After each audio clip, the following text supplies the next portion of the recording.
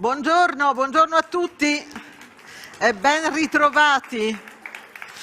Allora, sono Maria Latella, faccio il mestiere più bello del mondo dopo quello del ministro, cioè mi occupo di giornalismo su tanti fronti, politica soprattutto, ma anche parità di genere e educazione e formazione. È in questa veste che già negli anni scorsi ho partecipato a Job Orienta con all'epoca appunto pre-pandemia c'era molta più gente.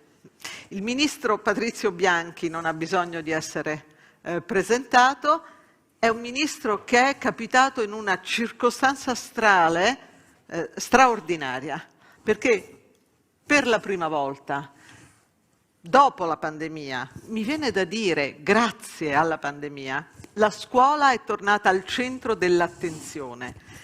Ci siamo accorti tutti dei danni terribili che l'assenza di presenza a scuola ha prodotto, ci siamo accorti di tutto quello che negli anni era passato inosservato e oggi, Ministro, noi siamo qui a parlare di un tema che è fondamentale per i ragazzi che ci stanno seguendo, per gli insegnanti che ci stanno seguendo, per le famiglie. Vale a dire la formazione nella visione del futuro e nella visione degli istituti tecnici che formeranno i ragazzi che nel futuro faranno lavori tanti e diversi rispetto a quelli che conosciamo.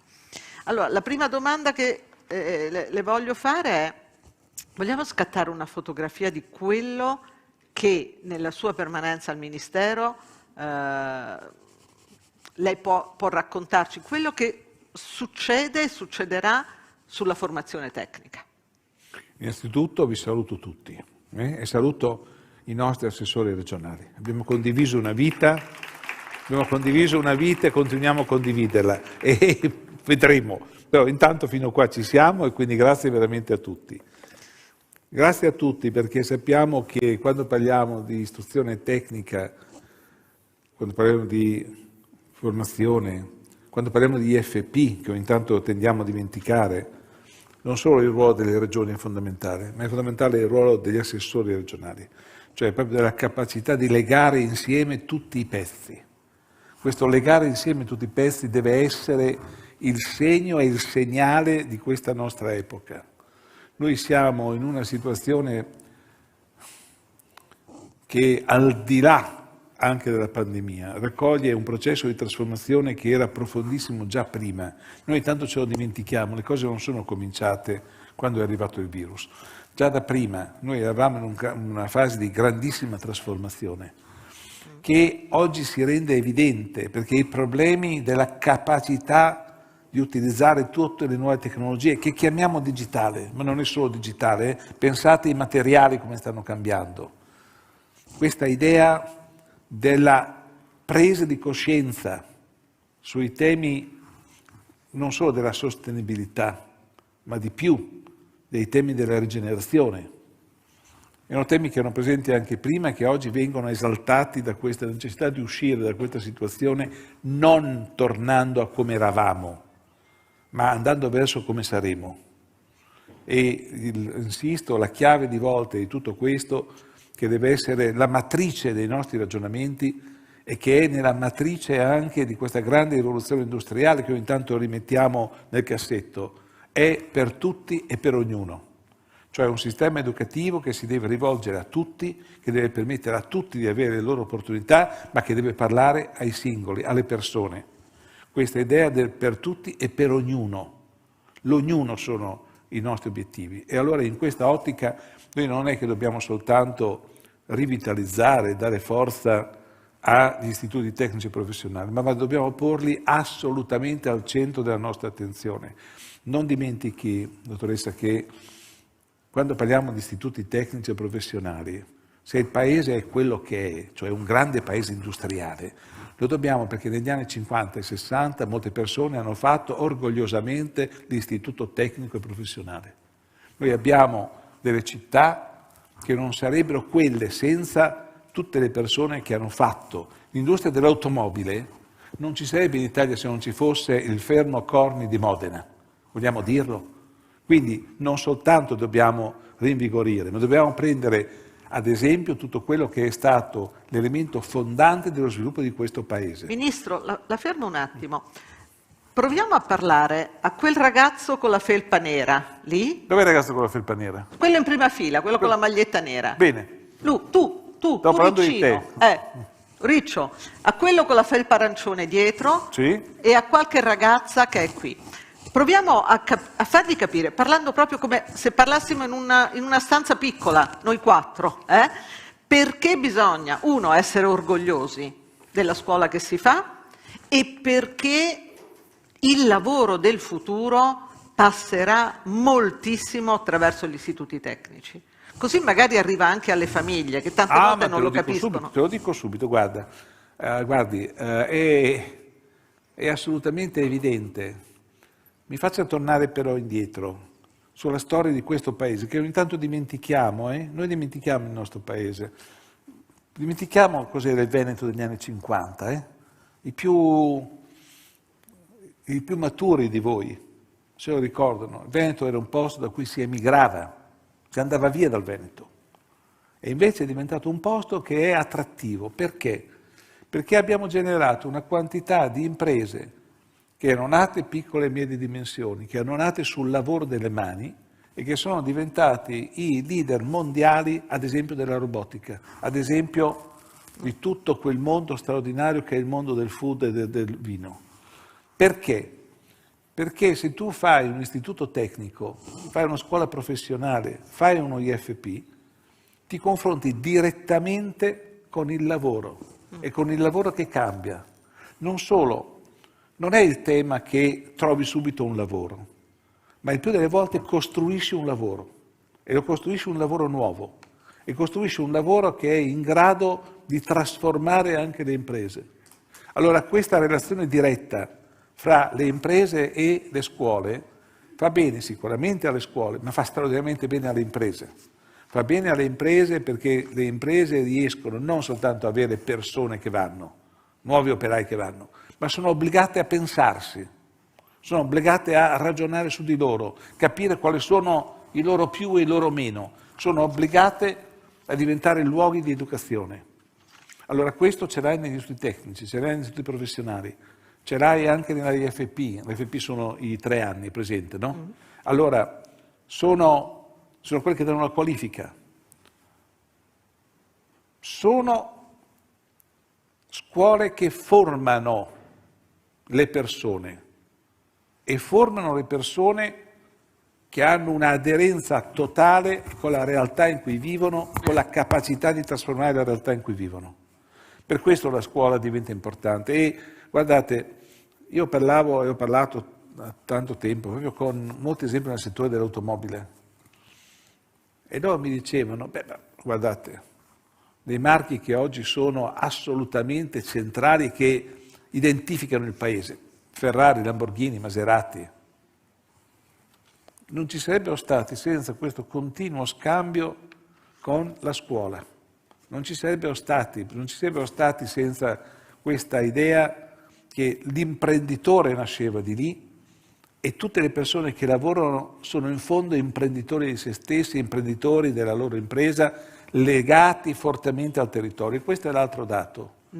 La scuola tecnica professionale è espressione di un territorio, vive in un territorio e arricchisce continuamente il territorio. Quindi, ragazzi, lo dico a voi perché vi ha indicato voi, vuol dire partecipare alla crescita del proprio territorio, con grande orgoglio e quindi anche con quel senso di responsabilità che vuol dire noi facciamo crescere tutta la nostra comunità.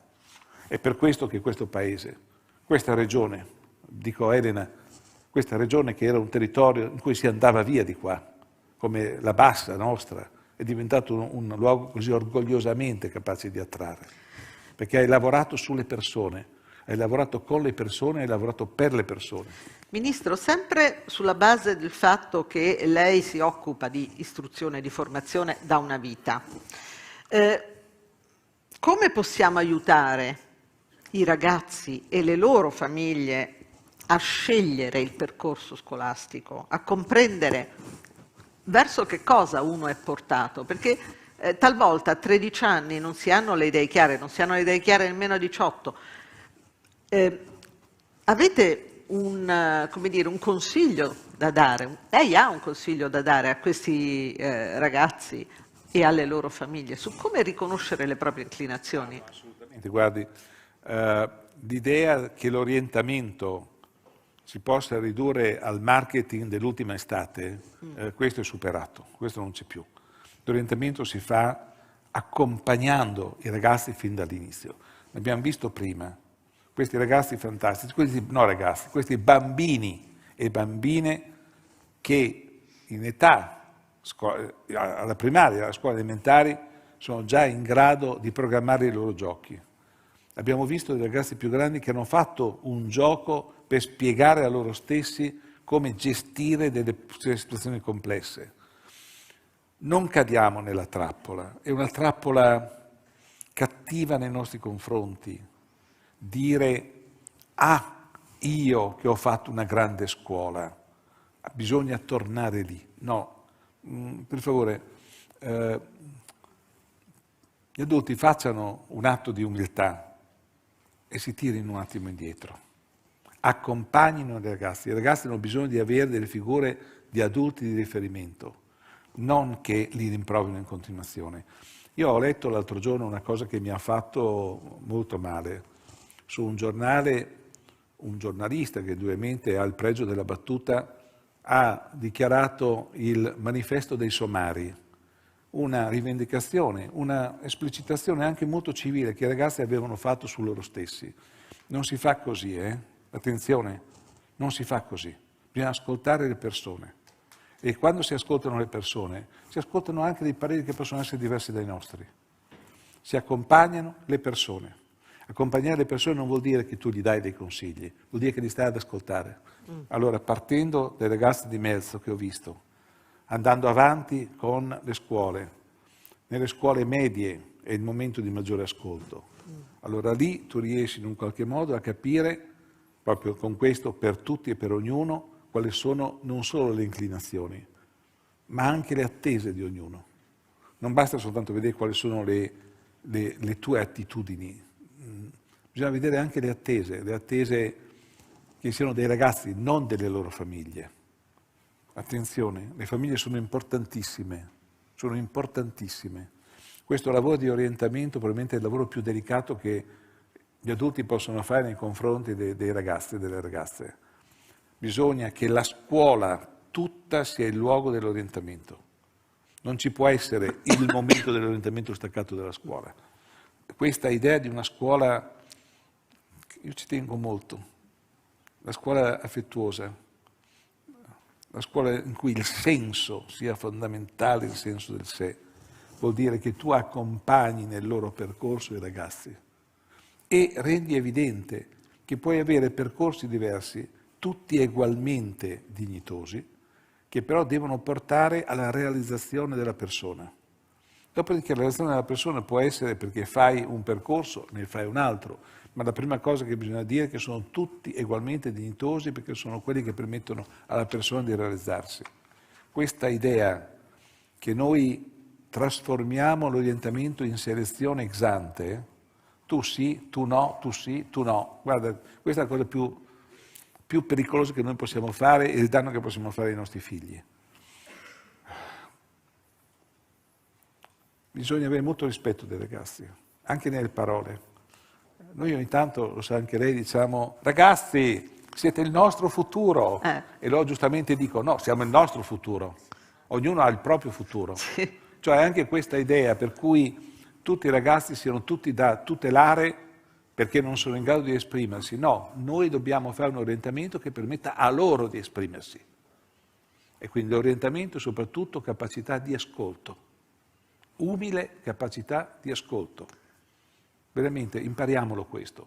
Nei confronti dei nostri ragazzi bisogna una volta essere anche umili, cioè bisogna anche dire benissimo, vi accompagno, ed è un accompagnamento che dura anni. Io Quindi, vorrei sicuramente approfittare... facendo così dai anche a loro la forza e il coraggio che bisogna avere di fare delle scelte. Certo.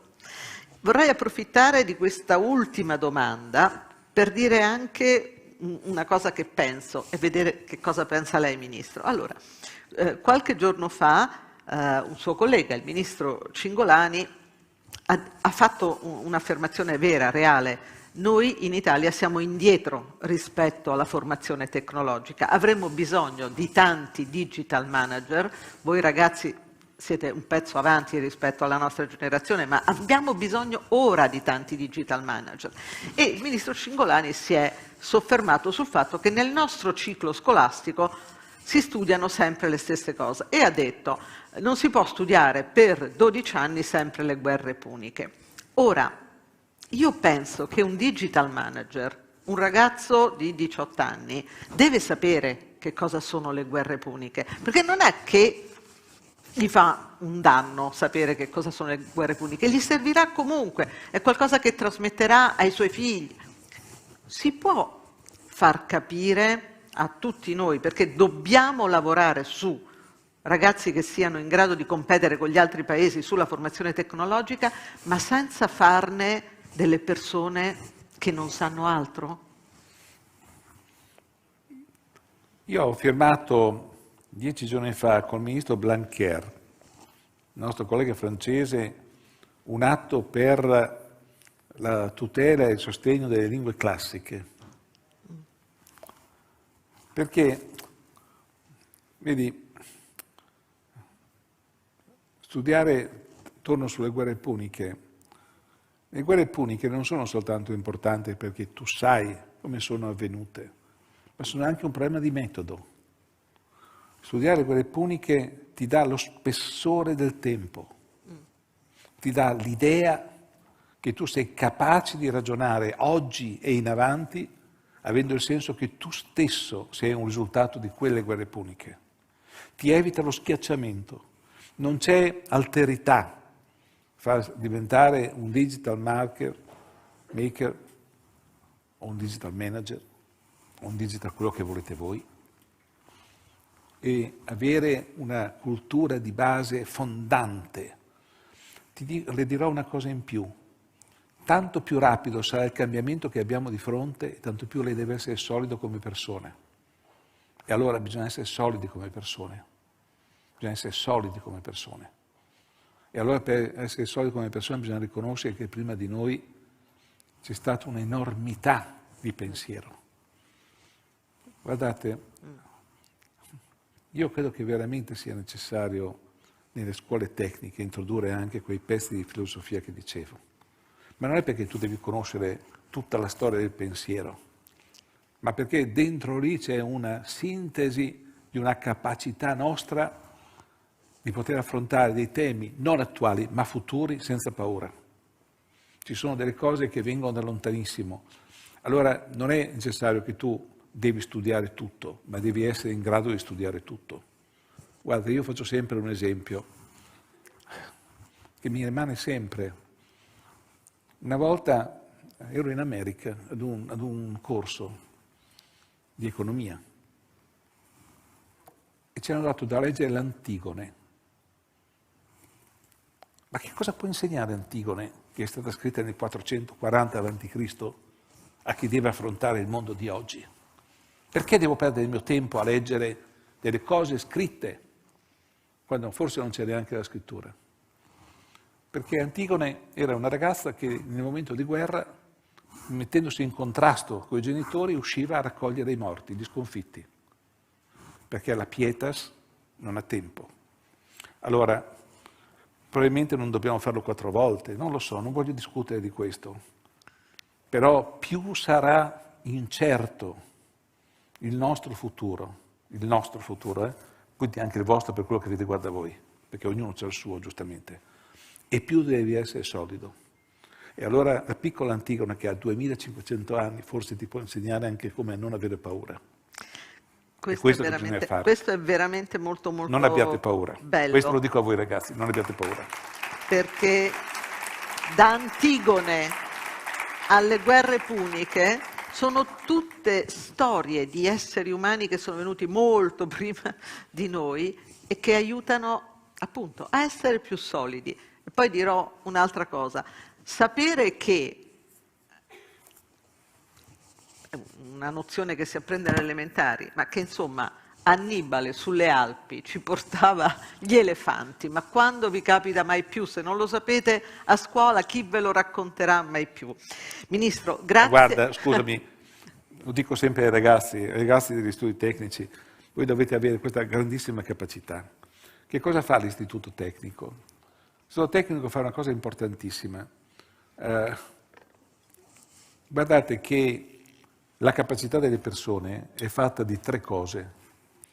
È fatta dei famosi skills, cioè le competenze, che però hanno bisogno di una cosa che in Inghilterra si chiama dexterity, cioè l'uso delle mani. Se voi avete i grandi skills ma non sapete usare le mani, voi saprete tutto del vostro telefonino, ma se non sapete farlo e usarlo è come neanche averlo. E la terza cosa è il judgment, cioè la capacità critica ogni volta che fate una cosa di imparare e di andare oltre. Questa è una cosa bellissima che avrei voluto scrivere io, ma l'ha scritta Adamo Smith nel 1776. Quindi probabilmente qualcosa possiamo imparare. Però è bello poterlo citare, no? Anche questo. Non si inventa niente, si può prendere l'esperienza di chi è stato, di chi ci ha pensato prima di noi. Grazie, grazie al Ministro. Io adesso vorrei sentire insieme a voi quel che ha da dirci un altro Ministro, il Ministro del Lavoro, Andrea Orlando, perché qui, ed è questo il bello, per questo io vengo sempre volentieri a Job Oriente e spero che mi farete tornare anche negli anni prossimi, perché a me l'idea che si studi e si lavori e si pensi al lavoro è una cosa che mi entusiasma. Spero davvero che migliorerà ancora di più, non ne abbiamo parlato ma ne parleremo con gli assessori adesso che si susseguiranno subito dopo l'intervento del Ministro. Spero davvero che questa connessione tra studio e lavoro sia sempre più stretta ed efficace. Quindi grazie al Ministro, noi restiamo qui, adesso tra poco ci raggiungono gli assessori e le assessore delle varie regioni e intanto vediamo che cosa ha da dirci il Ministro del Lavoro, Andrea Orlando. Ci spostiamo però.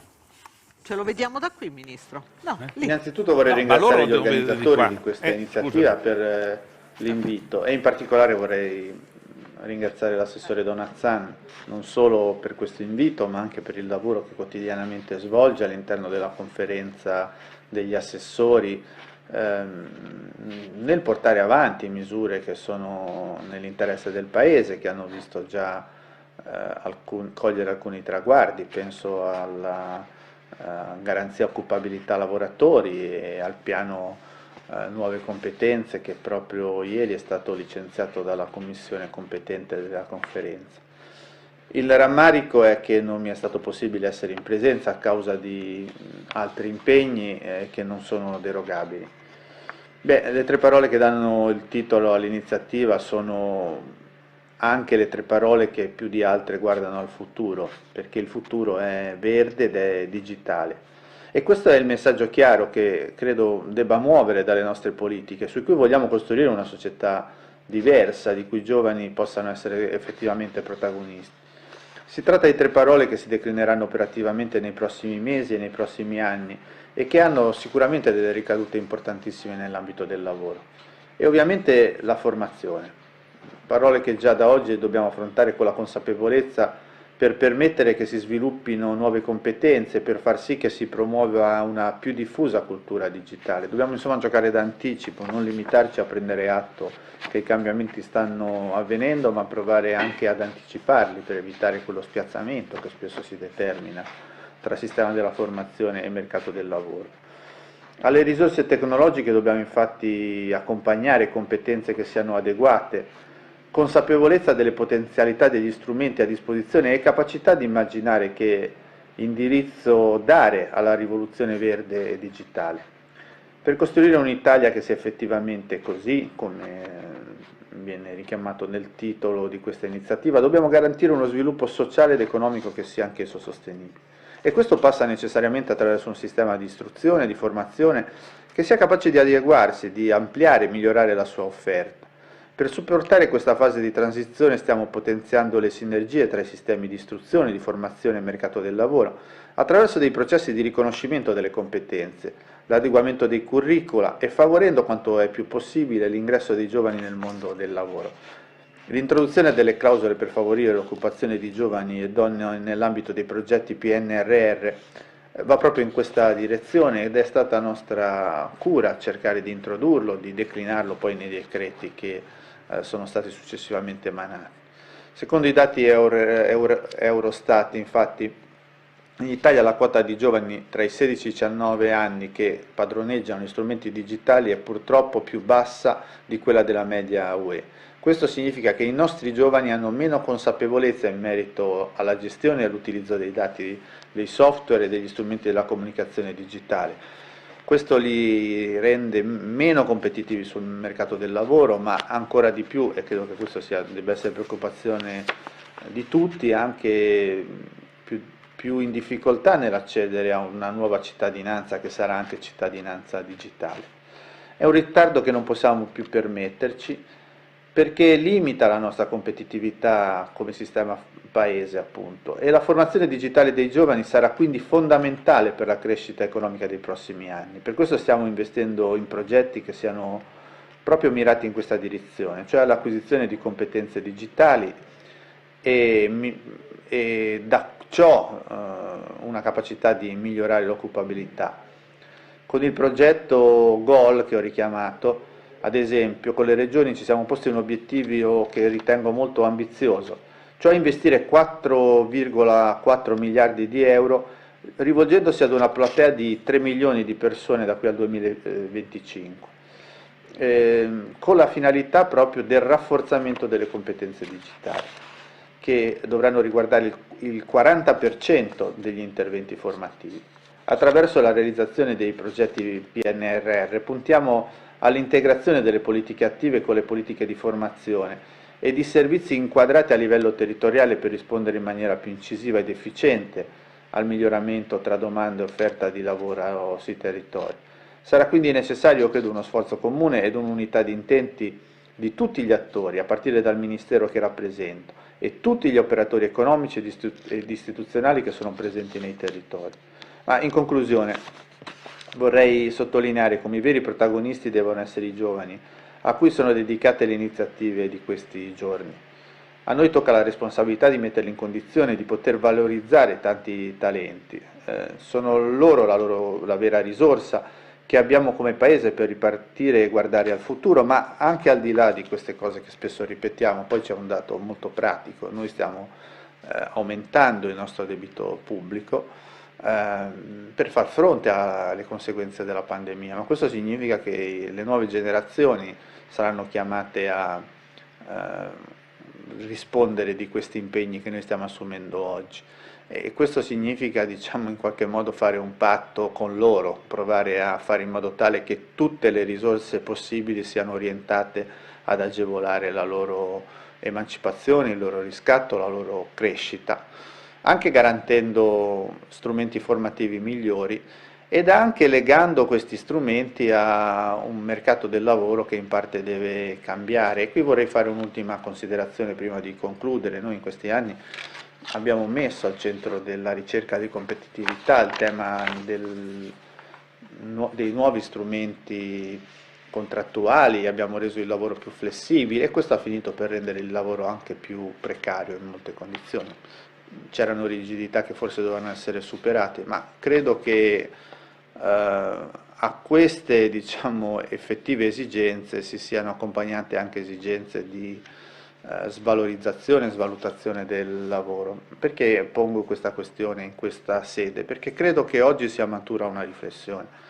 Se pensiamo che le competenze, il capitale umano, il miglioramento delle capacità dei lavori e dei lavoratori siano al centro delle politiche, debbano essere al centro delle politiche, allora la domanda che ci dobbiamo fare è se le forme contrattuali esistenti, così articolate, così in molti casi orientate alla precarietà, siano effettivamente compatibili con questo tipo di investimenti.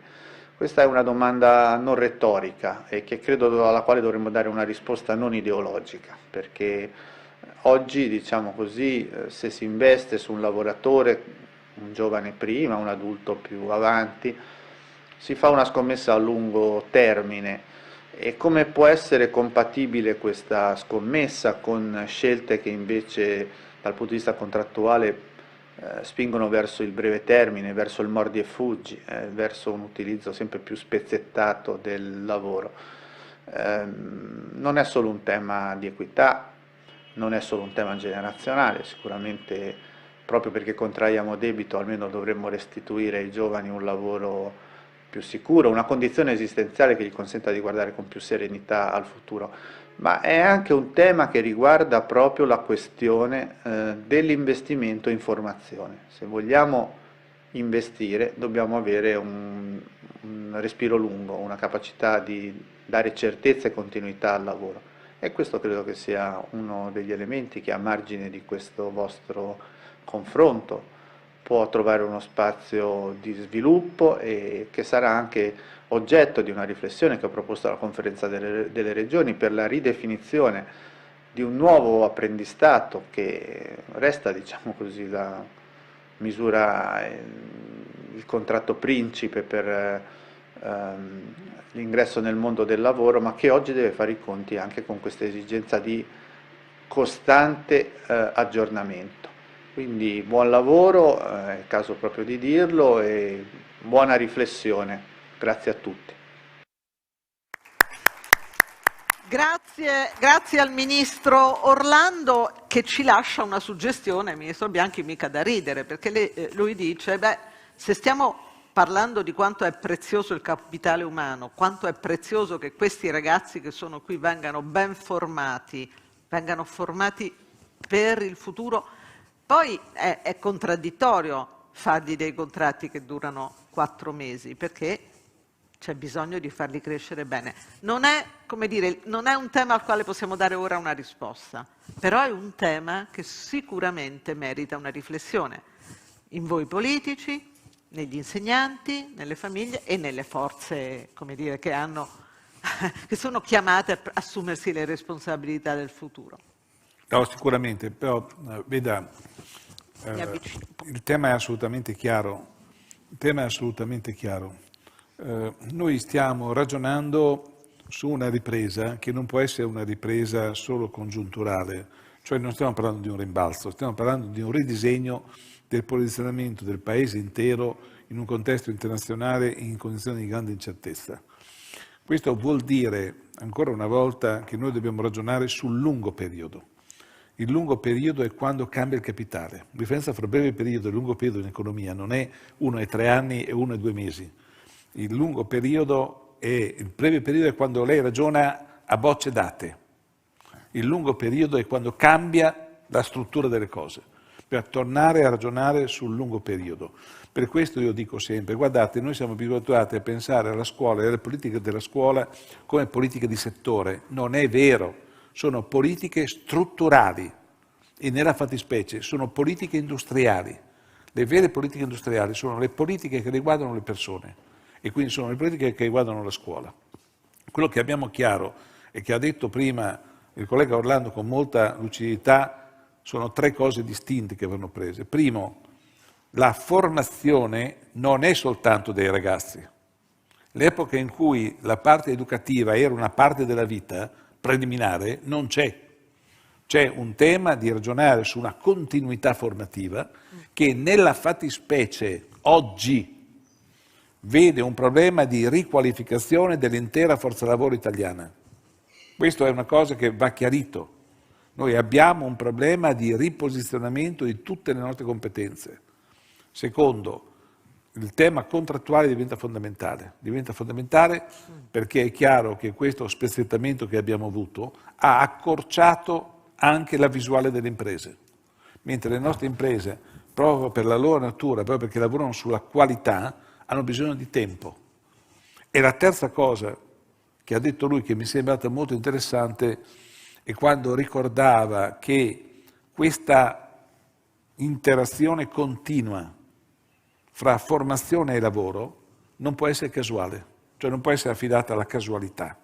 Per questo diventa fondamentale avere questa continuità di lavoro di studio e di relazione, che parte anche dalla scuola.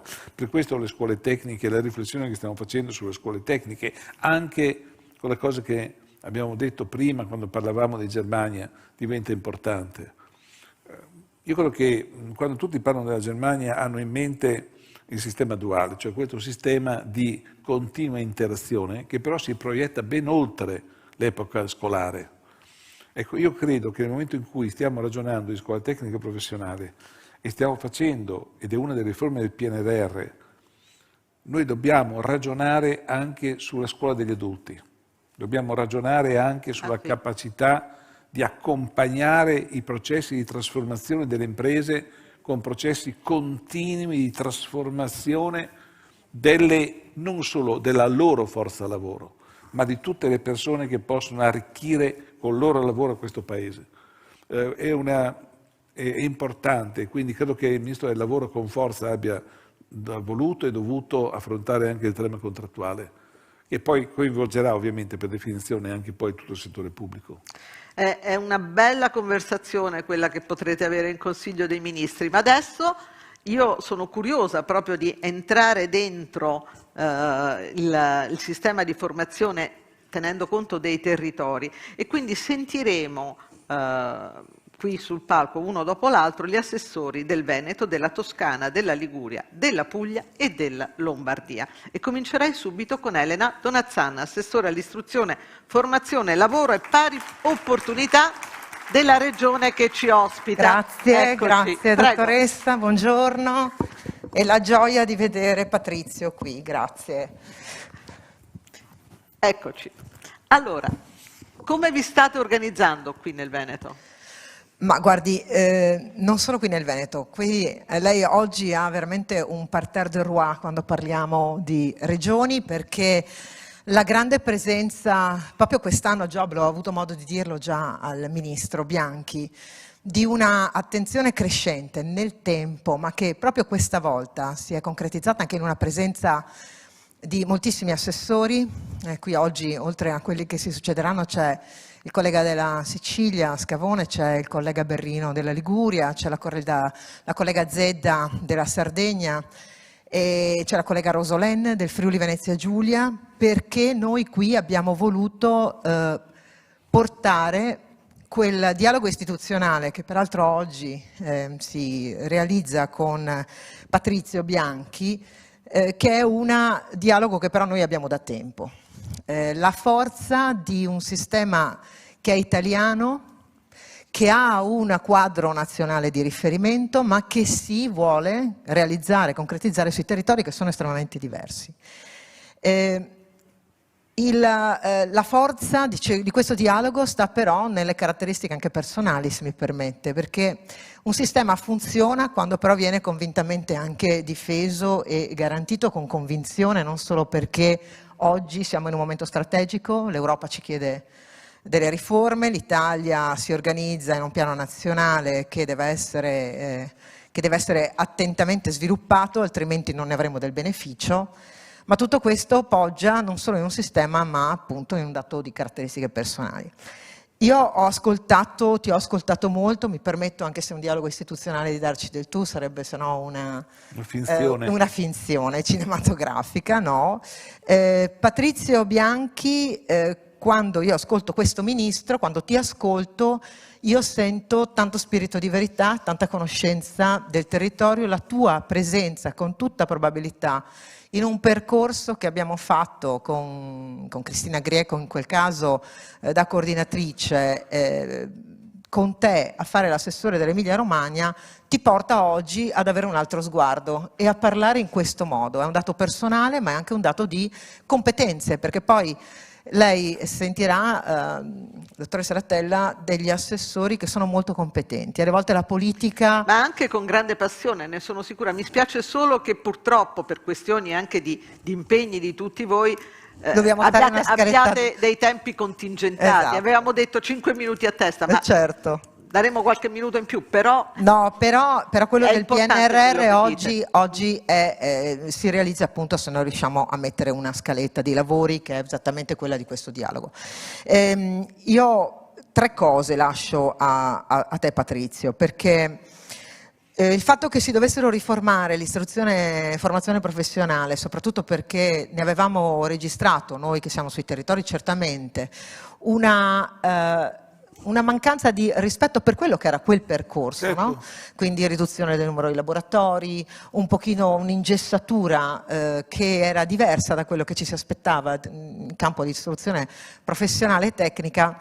Questo, oltre ad essere scritto nel PNRR, noi l'avevamo già in qualche modo immaginato tempo fa ed oggi noi vogliamo essere ovviamente al tuo fianco in questa che deve essere una riforma che si deve fare bene, si deve fare poggiando su un sistema duale che peraltro proprio nelle giornate di giovedì qui a Job ha visto tanto dibattito. L'ha visto dentro la CISL quando si è parlato di apprendistato in tutte le sue forme, quindi anche per rispondere a quello che ha detto il ministro Orlando nel suo intervento. L'ha fatto il mondo della formazione professionale nazionale, facendo emergere qual è il bisogno oggi di un sistema duale che si può dipanare allora, la prima nella è sua questa. verticale. La seconda è quella di Ricordiamoci che stiamo parlando anche ai ragazzi. Certo. Quindi adeguiamo anche le nostre parole al nostro uditorio. Non voglio che quel ragazzo con la felpa bianca si annoi, voglio che ci segua. Oh no, assolutamente, ma credo che aver ascoltato il ministro Bianchi l'abbia tutt'altro che annoiato. La seconda è quella di un'innovazione scolastica, perché tu sei stato peraltro molto attento anche a questo. Innovazione scolastica vuol dire far emergere la motivazione che nei nostri docenti c'è stata in questo anno così difficile. Motivazione che guarda anche al reclutamento, come li scegliamo i nostri docenti, come li aggiorniamo, perché poi la domanda che mi è stata posta da un ragazzo proprio in termini di apertura di questa inaugurazione è stata: come faccio a rispondere al mio progetto esistenziale? E mi è stato chiesto: ma come scegliete voi i docenti? E allora quello del reclutamento è un altro punto che a te sta molto a cuore, per valorizzare la classe docente. E l'ultima cosa è quella del legame con i territori e quindi con tutte le nostre peculiarità. Tu sai che hai in un rapporto con noi regione hai anche la tua forza. I contenuti tu li conosci già, con noi puoi avere una capacità di operare che può veramente avere una accelerazione formidabile, perché quello che ci viene chiesto dal quadro europeo, noi un pochino l'avevamo immaginato, quello che noi dobbiamo fare oggi è realizzare per obiettivi questa accelerazione formidabile che il mondo ci ha posto davanti. Ma insomma con te il dialogo è facile, quindi io ti ringrazio per la tua presenza qui, dai anche qualità a Job e Orienta. Grazie. E credo che anche il tema di Job a 365 giorni l'anno ti aiuterà a proseguire in questa strada. Grazie. Grazie Assessore Donazzon, grazie. Posso fare 2 commenti rapidi alle cose che ha detto Elena? Oh ragazzi, io per me posso passarci l'intera giornata qua. No, Elena ha detto 2 cose fondamentali. Interessata. Elena ha detto 2 cose fondamentali. Allora, il primo, attenzione, c'è un pezzo del sistema educativo nazionale che è fondamentale, che è la IFP, istruzione e formazione professionale, che è competenza delle regioni. È quel segmento del sistema educativo che ci permette di avere corsi di 3 anni con le qualifiche. Questo è fondamentale perché è quello che ci permette non soltanto di dare risposta a tutti e ad ognuno, ma ci permette anche di avere un pezzo di flessibilità del sistema che è straordinario. La seconda cosa che ha detto Elena, che voglio sottolineare perché l'hai messa lì alla fine, Job Orienta 365 giorni all'anno.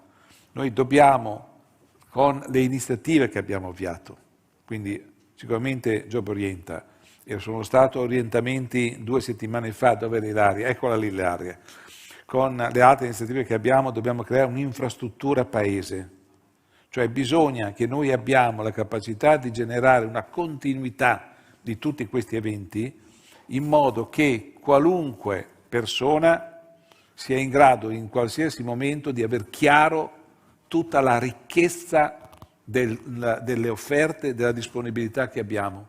Quindi questo passaggio, Elena, del Job 365 giorni all'anno, credo che sia un elemento fondamentale su cui dobbiamo lavorare tutti assieme. Insisto su questa cosa della formazione professionale, della formazione della IFP, l'istruzione e formazione professionale, legata con tutti gli strumenti che noi dobbiamo avere di inserimento. Questo tema dell'apprendistato è un altro elemento su cui dobbiamo ragionare, stiamo ragionando col Ministro Orlando, però tutta la gamma di strumentazione deve essere sul nostro tavolo. Per questo bisogna anche fare Questo ragionamento ne parlavamo anche a Genova, della continuità. Io credo che sia veramente una bella occasione quella di avere gli assessori delle regioni e il Ministro insieme. Sono contenta di essere testimone di questo scambio e sono contenta di sentire che cosa ha da raccontarci Alessandra Nardini, l'assessore all'istruzione della Regione Toscana, alla quale diamo il microfono. Eccoci. Ale. Buongiorno Ministro. Nel mio ruolo di Cerbero ricordo sempre i 5 minuti, che poi saranno 6, ma insomma... Ecco.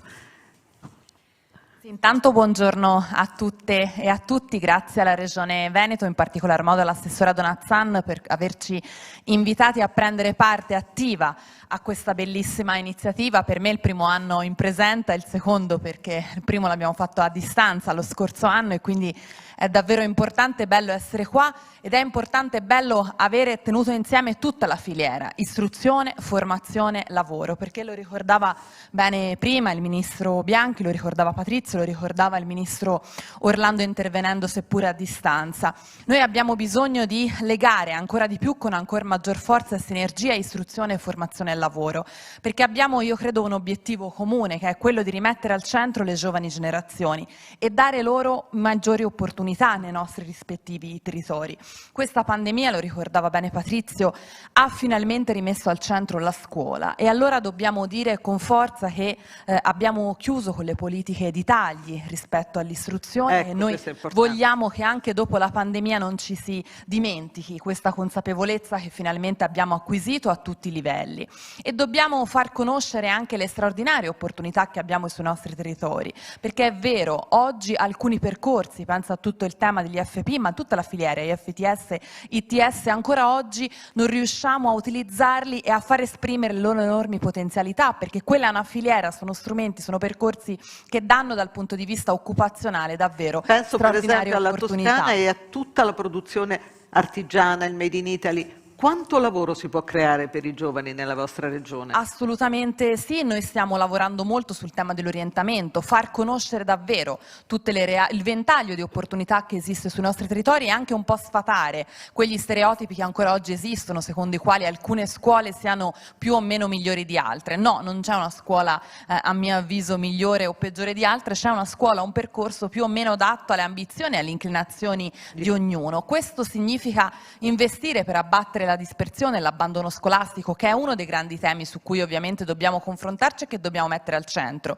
In questi anni erano stati fatti passi in avanti, ma penso ad esempio alla mia regione, ma la pandemia ci pone anche di fronte alla grande preoccupazione invece di tornare indietro, di veder salire il numero di drop out, di NEET, e non possiamo permetterci di lasciare queste ragazze e questi ragazzi indietro. E poi è vero, c'è tutto il tema del long life learning, c'è il tema dell'apprendimento permanente durante tutto l'arco della vita, perché oggi parliamo molto spesso, quando parliamo di istruzione e di formazione, pensiamo ai giovani, ma invece dobbiamo anche ricordarci che stiamo vivendo un momento complicato, un momento però anche di straordinarie opportunità grazie alle risorse del PNRR, siamo alla vigilia del nuovo settennato dei fondi europei con la nuova programmazione, quindi oggi decidiamo davvero qual è la strada che vogliamo seguire. E allora questa occasione non possiamo assolutamente sprecarla, ma dobbiamo utilizzarla nel miglior modo possibile e dobbiamo anche saper accompagnare quelle transizioni. Penso al tema del digitale, al tema di uno sviluppo sempre sostenibile. Sono stati i giovani a ricordarcelo riempiendo le piazze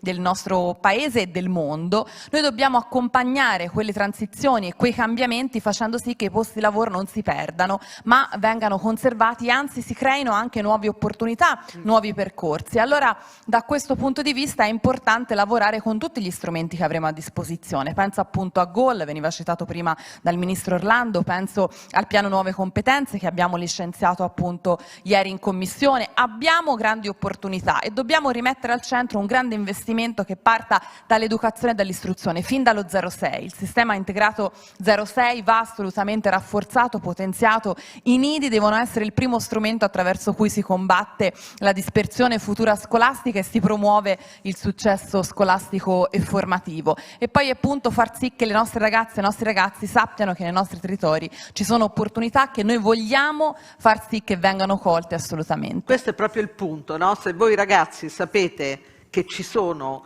lo dico lo ripeto, 17,59 miliardi per l'istruzione, stanziati dal Piano Nazionale di Ripresa e Resilienza, vuol dire che questo Paese e il continente nel quale siamo, cioè l'Europa, l'Unione Europea, ci tiene a voi e tiene al fatto che vi formiate bene. È una cosa storica, perché quando andavo a scuola media io, non 17, quant'è? Lo ripeto perché mi fa impressione, 17,59 miliardi non ce li saremmo mai sognati, nemmeno quando andavate a scuola voi, Ministro e Assessore. Sì, assolutamente sì, e da questo punto di vista io rivolgo a nome anche delle altre colleghe e degli altri colleghi come coordinatrice della Commissione Formazione e Lavoro, ma anche a nome dell'assessore Di Berardino, la più totale e completa volontà, disponibilità a lavorare insieme come stiamo già facendo, proprio per cogliere al meglio quelle opportunità. Sul piano dell'edilizia scolastica noi siamo pronti a lavorare con lei sul nuovo piano triennale, sugli ITS. Devo chiedere di chiudere perché allora sennò però non c'è dico una spazio cosa per... subito. Martedì, ore 12, Ministero dell'Istruzione, adesso lei dice è il momento della pubblicità? Sì, è il momento della pubblicità. Martedì, ore 12, presentiamo il primo blocco di questi miliardi. Ministro, spoiler, 5 anticipa. miliardi dedicati a una nuova edilizia, di cui 3 dedicati agli asili nido. Credo che non si sia mai visto al mondo. Partiamo dagli asili nido, ragazzi, perché sapete, noi possiamo anche fare la lamentazione, ma come?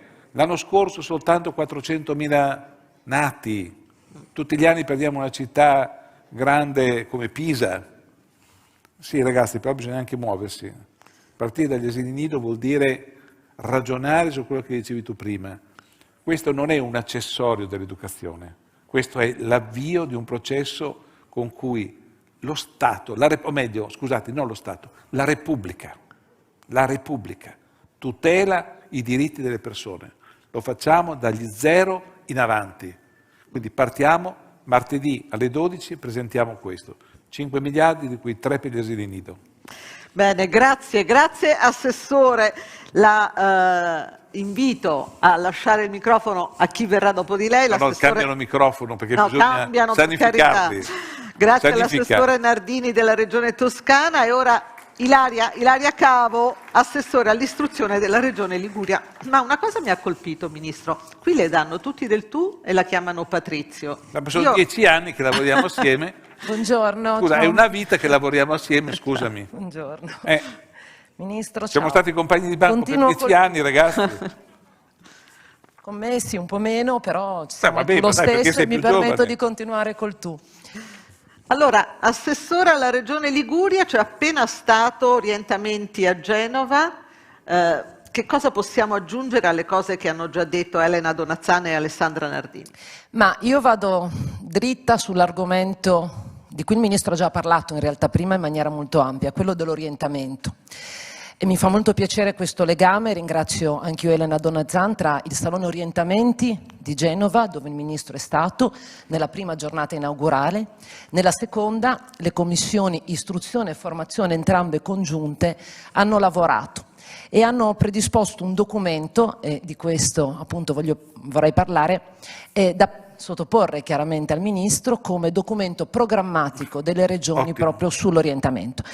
Carta di Genova l'abbiamo chiamata, sottotitolo La scuola delle regioni, proprio perché è nata lì, però siamo qui a presentarla, credo che sia bello, segnale di un legame, di un collegamento tra eventi e di una grande collaborazione tra regioni. Io ovviamente parlo a nome di tutti gli assessori perché questo documento, Ministro, è stato approvato da noi all'unanimità. Lei prima ha detto che quello dell'orientamento è il lavoro più delicato, che l'orientamento non può essere staccato dalla scuola. Noi proviamo a proporre delle misure concrete per fare in modo che ci sia un orientamento costante a tutti i livelli di istruzione e cerchiamo con questo documento di dare un'organicità perché l'orientamento diventi strutturale all'interno della scuola, sull'onda ovviamente della sua proposta di fare la riforma dell'orientamento. Questa è la nostra. Alcuni punti ovviamente non posso illustrarlo tutto, poi lo consegniamo al Ministro, però alcuni punti ci terrei a focalizzare. Chiediamo orientamento a partire dalla scuola elementare. Sì. L'hai anticipato tu prima, noi prima abbiamo visto i bimbi quanto erano attivi già grazie all'orientamento, lo chiediamo dalla scuola elementare.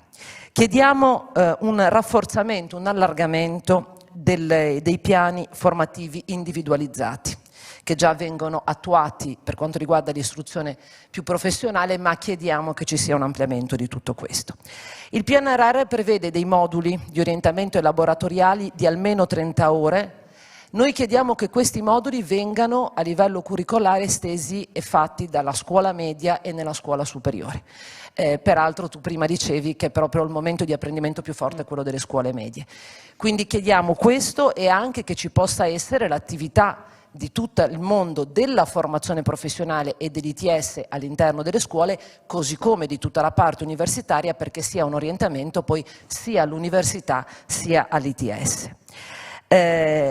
Parliamo nel documento anche di tutta quell'attività che ci può essere di chiaramente testimonial e rapporto con le aziende, perché il territorio è importante, lo dicevi tu stesso, e quindi mettiamo in maniera organica anche questa presenza, ma soprattutto chiediamo, visto questo schema, che venga introdotta la figura dell'orientatore nella scuola. Noi lo chiamiamo orientatore, ovvero un riferimento all'interno della scuola che possa guidare e organizzare in maniera puntuale ed efficace tutto questo. Questo ovviamente dovrebbe essere una figura appunto garantita da professionisti che si occupano in via esclusiva di questa attività e dovrebbe rientrare nella riforma del reclutamento dell'organico, quindi andare a incidere chiaramente su un impegno non solo di principi ma anche evidentemente proprio di organizzazione e quindi a cascata sul PNRR che in questa proposta viene toccato sia per la figura dell'orientatore sia per quanto riguarda proprio i moduli laboratoriali. Noi abbiamo fatto questa proposta credendo esattamente come ritieni tu che l'orientamento sia fondamentale per poi arrivare a tutte le altre politiche, all'efficacia di tutte le altre politiche, che non ci possa essere davvero il marketing dell'ultima estate e pensiamo che sia una proposta organica che noi ti facciamo, lo mettiamo nelle tue mani pensando che non sia soltanto uno strumento per orientare al lavoro, ma che sia uno strumento, l'orientamento, contro la dispersione scolastica, contro il fenomeno dei net e per una crescita proprio delle nostre comunità. Questa è la Carta di Genova. Non so se già puoi darci un commento e poi siamo ovviamente disponibili a qualunque tipo di confronto su tutti i dettagli che questa Carta comporta. Dario, io credo che sia importantissimo questo. Il giorno di orientamenti, titolo che ho trovato bellissimo, perché credo che mai come oggi sia necessario orientare le menti e i cuori. Credo che sia importantissimo fare questo e credo che però i temi che tu hai dato e che voi avete dato sono temi su cui noi tutti dobbiamo lavorare. Queste tre cose che abbiamo detto. Primo, attenzione, l'orientamento parte dal momento in cui noi a scuola assumiamo che l'adulto di riferimento debba essere le persone che accompagnano i ragazzi nella loro crescita. Secondo, ci vuole più spazio per ognuno, cioè più spazio per quella personalizzazione, per quella individualizzazione che diventa fondamentale. E ci vuole però anche l'altra cosa, cioè mantenere sempre cruciale il momento di confronto fra di noi. Ci diamo appuntamento, adesso vediamo le agende, che sia la mia che le vostre sono veramente un terreno minato. Noi ci liberiamo, lo dico a nome di tutti i colleghi assessori che sono. Abbiamo mandato 2 settimane, non di più, perché io mi sono dato un impegno. Io per fine anno voglio avere l'impalcatura di tutte e 6 le riforme. L'ITS l'abbiamo deciso assieme, è stato fatto, è stato avviato ed è un percorso parlamentare a cui noi partecipiamo, però ci deve essere tutto il Parlamento conscio che quello dell'ITS è una riforma fondamentale. Non stiamo giocando su più o meno un'aggiunta alle scuole superiori o una competizione con l'università, ma su un arricchimento fondamentale di tutta la nostra struttura educativa. Ma quello che mi piace però è la cosa che hai detto, parlando dello 03, come diceva prima lei. il sistema educativo nazionale, il sistema nazionale di istruzione, deve essere per sua natura complesso ed articolato. Dentro ci stanno lo 0,3 e il 3,6, ci sta la scuola primaria, ci sta una scuola secondaria di primo livello, le nostre care medie, su cui dobbiamo ragionare di più, perché quella è anche della vita dei nostri ragazzi il momento più delicato, l'articolazione delle scuole superiori, l'ITS, le scuole statali, le scuole paritarie, tutti con uguale diritto. Cioè stiamo parlando di un sistema nazionale di istruzione che si deve proiettare con la scuola degli adulti, ben oltre la situazione attuale, che deve essere fortemente e più fortemente interrelata con le accademie aziendali, un sistema che deve essere parte fondante di un paese che non ha paura del proprio futuro. Quindi non soltanto questo è importantissimo, ma ci diamo appuntamento, come facciamo sempre, a tempi brevissimi. Dato che quando io dico dobbiamo lavorare, poi devo trovare chi lo farà Cristina Greco. Cristina Greco. Che ringraziamo ovviamente per tutta la collaborazione. Dov'è Cristina? Eccola. Cristina, ci facciamole un applauso, ragazzi, perché ha lavorato tanto, veramente. Assolutamente. Grazie. Cristina ci tiene collegati e quindi in 2 settimane ci dà modo di ragionare su questo e arrivare entro il fine anno un'impalcatura in cui questo non è una riforma. Ragazzi, noi abbiamo 6 riforme, non possiamo permetterci il lusso di fare una riforma, perché come diceva prima Elena sono assolutamente intrecciate. Questo non è scollegato rispetto ai sistemi di reclutamento. E poi abbandoneremo pure questo linguaggio militare, chiameremo le modalità di assumere le nostre persone. Non è scollegato rispetto all'alta formazione, non è scollegato rispetto all'organizzazione complessiva del sistema. Quindi Cristina saprà guidarci come ha sempre fatto in questi anni. Grazie ad Ilaria Cavo, grazie. Noi adesso procediamo e andiamo a sentire che cosa ha da raccontarci Sebastiano Leo, assessore all'istruzione e alla formazione della Regione Puglia. Dal che si dimostra che l'istruzione e la formazione non è solo appaltata alle assessore. Oh, grazie. Perché pensavo proprio di venire a vedere che cosa combinate in Puglia sulla formazione. Allora, Sebastiano Leo, la Puglia, come la Toscana, è veramente il bacino dal quale si possono tirare fuori 1000 lavori del futuro legati alla tradizione del passato. Sono tutta orecchie insieme al Ministro. Sì, intanto la Puglia è più bella della Toscana, questo lo dobbiamo dire. No, non è così. No, abbiamo parlato di unità, vi hanno appena dato un documento tutto firmato tutti insieme. Le mie colleghe sanno che io scherzo sempre, la Puglia è straordinaria, ma l'Italia intera è straordinaria. Siamo davvero una forza, abbiamo questa squadra incredibile. Dove vai tu? Che? Dove vai? Stai qua, stiamo parlando di te, stai qua, un minuto.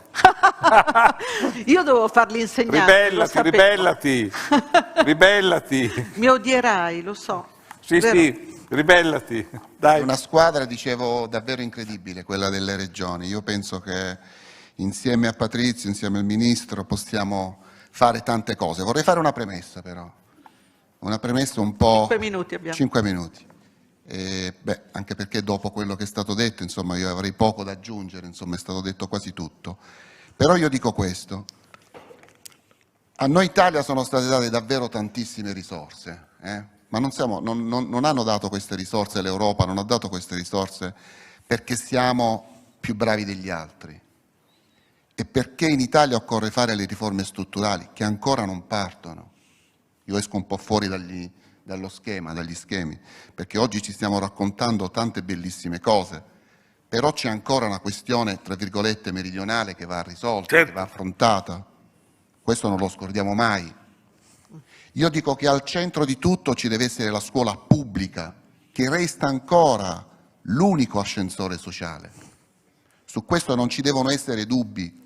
Poi possiamo parlare di tutto, e occorre parlare di tutto. L'offerta formativa deve essere ampia, dagli ITS. Traduciamo per questi ragazzi, perché io non è che li voglio tenere lì ad ascoltare. Quando lei dice ascensore sociale, significa che voi ragazzi potrete avere un bello lavoro grazie alla scuola. È quello che avete detto voi. Lei lo ha rimarcato più volte. no? Ci ha tenuto più volte a rimarcarlo. Io penso che la scuola deve dare conoscenze prima di tutto, perché noi abbiamo le conoscenze, le competenze e le abilità, io sintetizzo in questo modo. Però sulle abilità, se ci sono le abilità, si può far gemmare qualunque tipo di competenza e qualunque tipo di abilità, perché il mondo oggi è molto veloce, smart, è globalizzato. Noi la globalizzazione non la predichiamo. Io ricordo quando ero ragazzo si parlava già di globalizzazione, però allora la predicavamo, oggi la pratichiamo. Quindi ai nostri ragazzi e ragazze occorre dare le stesse conoscenze, competenze, abilità di qualunque altro ragazzo del mondo. Questo è il tema vero, perché quando il Ministro parla che non può essere, non possiamo ragionare a compartimenti stagni, ha ragione, perché noi dobbiamo avere una visione, una mission importante, che è quella appunto di dare ai nostri ragazzi, perché qualcuno di voi ha detto i ragazzi non devono avere paura. Bene, ma se i ragazzi a 15 anni hanno paura è perché noi abbiamo fallito. Esatto. Questo è il tema. E allora, io dovevo parlare in realtà un po' degli ITS, no?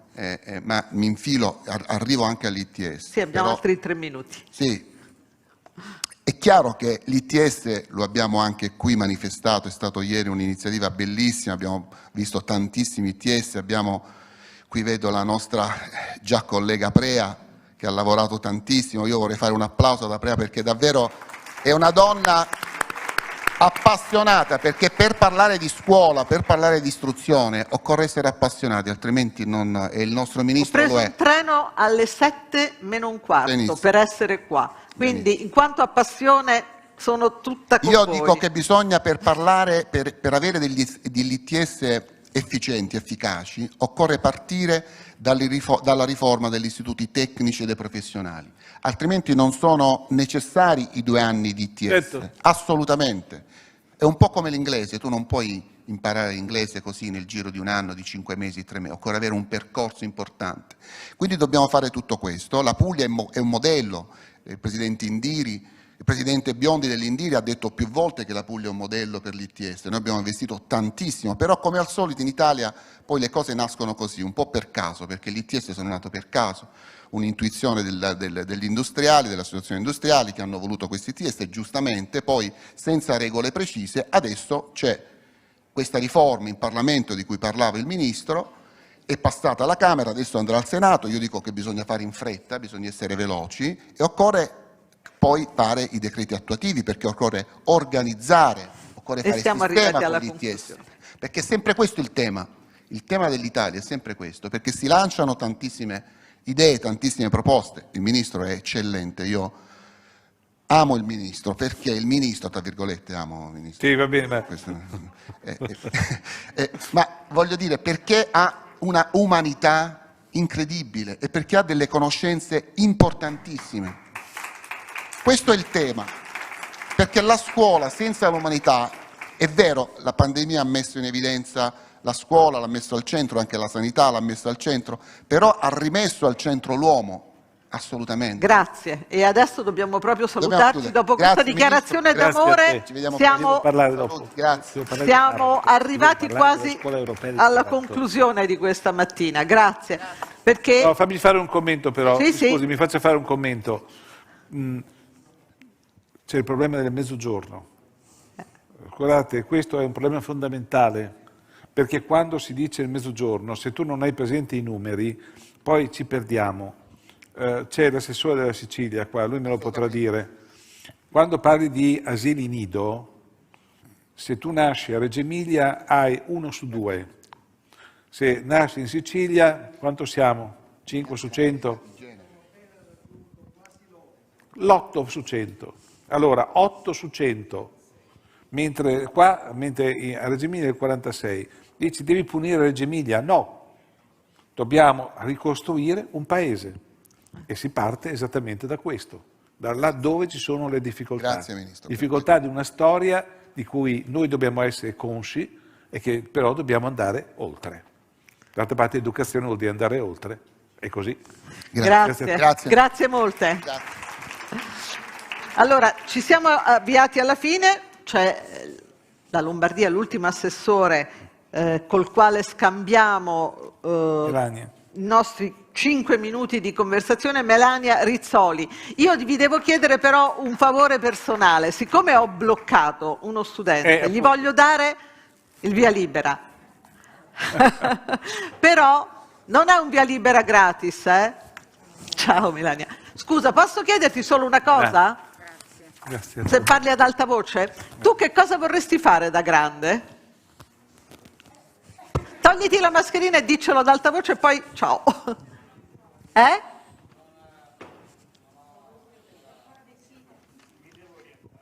Appunto, per questo siamo qua per orientarci, bravo.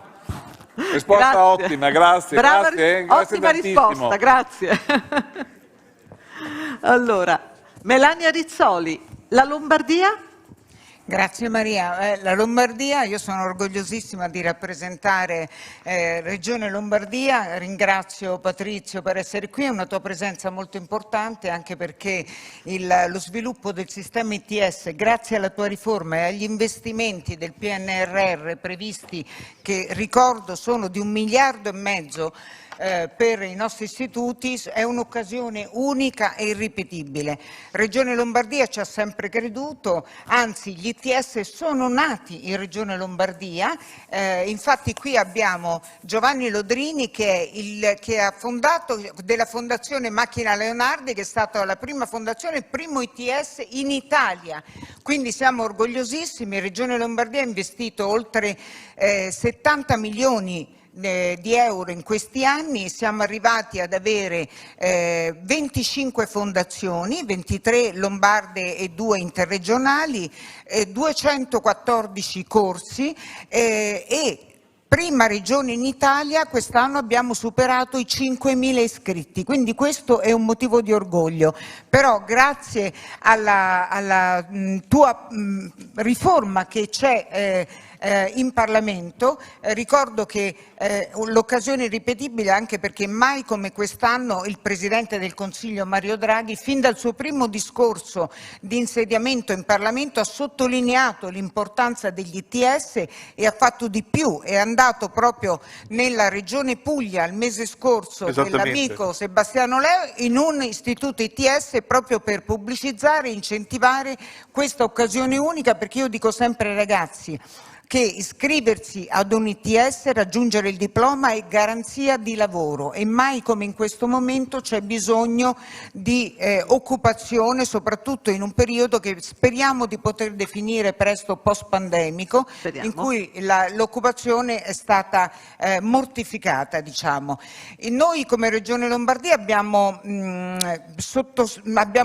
tracciato, diciamo, un modello per l'attuazione del PNRR che abbiamo già inviato alla tua segreteria, Ministro. Mi permetto di dire soltanto di offrire un contributo in questo dibattito che si fonda su 3 punti molto semplici che sono, ne abbiamo già parlato, sono armonici con quello che tu stai scrivendo, per realizzare, proprio per cercare di far partire questa macchina complicata ma indispensabile nel nostro Paese. I 3 punti sono, li leggo per non sbagliare: fissare un target e degli indicatori a livello nazionale proprio per il potenziamento del sistema ITS, prevedendo che le risorse siano destinate sia a investimenti infrastrutturali, al miglioramento dei laboratori e al miglioramento dei percorsi, perché questi 2 aspetti separati non possono riuscire a centrare l'obiettivo. Il secondo punto,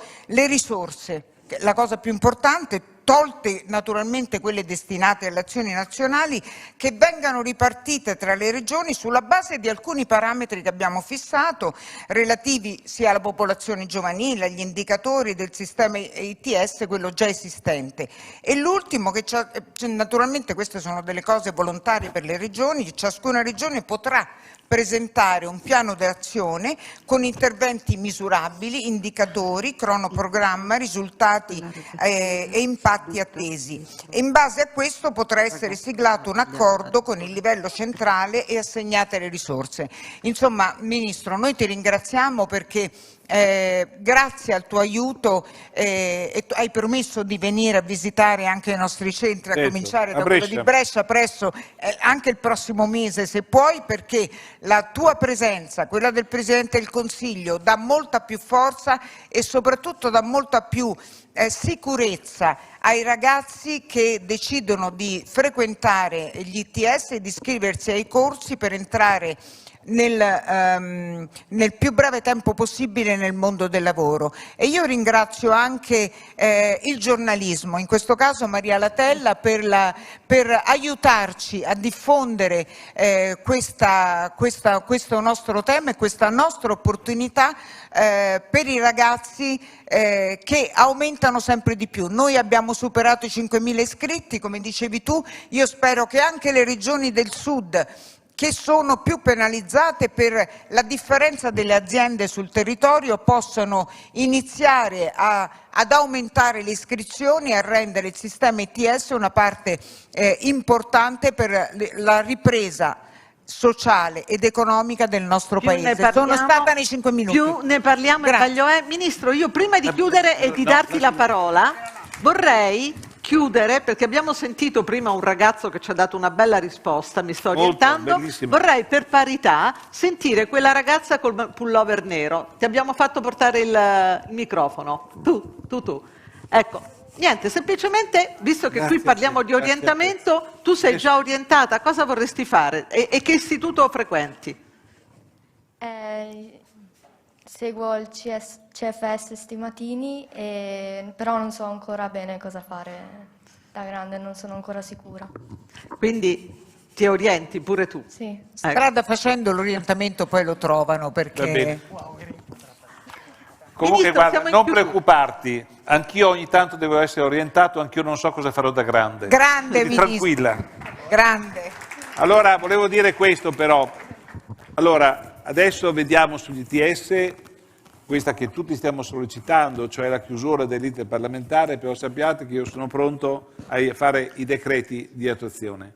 Cioè nel momento in cui avremo percorso tutta la parte in Parlamento, io direi quasi istantaneamente, ma comunque insieme siamo pronti a fare i decreti di attuazione, in particolare quello che hai richiamato. Grazie, cioè li aspettiamo con ansia immediatamente, entro la fine dell'anno è promesso. Io spero di sì, comunque nel caso, anche in questo caso troviamo un momento per vederci, perché diventa importante vederci. Anche perché poi servono i 90 giorni, no? Per i decreti attuativi, altrimenti cominciamo tardi. Dobbiamo correre, il tempo stringe. Grazie. Con i decreti attuativi noi siamo lì, appena ci danno il via siamo pronti. Allora io voglio ringraziare tutti voi che ci avete seguito, chi ci sta seguendo da fuori, voglio ringraziare i ragazzi che sono stati qua a sentirci e li ho visti che...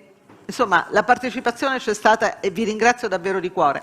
Maria, anche la Presidente di Indire, la Presidente e tutti coloro che vedo qua con noi, gli assessori e le assessore ovviamente, e Ministro, grazie, perché mi pare che abbiamo detto tante cose utili per chi ci sta seguendo. Un'ultima parola sola ai ragazzi, non dovete mica vivere l'orientamento come un'ossessione, quindi prendetevi il vostro tempo. Noi ci prendiamo il nostro tempo, dobbiamo riconquistare il nostro tempo insieme. Quindi anche voi vedete, guardate, domandate, interrogate soprattutto e poi siamo qui. Siamo qui tutti insieme ancora una volta. Grazie a voi. Grazie a tutti, buona giornata, buon Job Orienta.